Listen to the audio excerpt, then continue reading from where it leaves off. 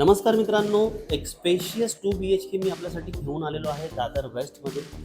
मित्रांनो, हा जो फ्लॅट आहे ना, हा 741 स्क्वेअर फीटचा 2 BHK आहे. अगदी प्रशस्त फ्लॅट आपल्याला बघायला मिळतो. आपण याचा हॉल बघू शकता. अगदी प्रशस्त हॉल आहे.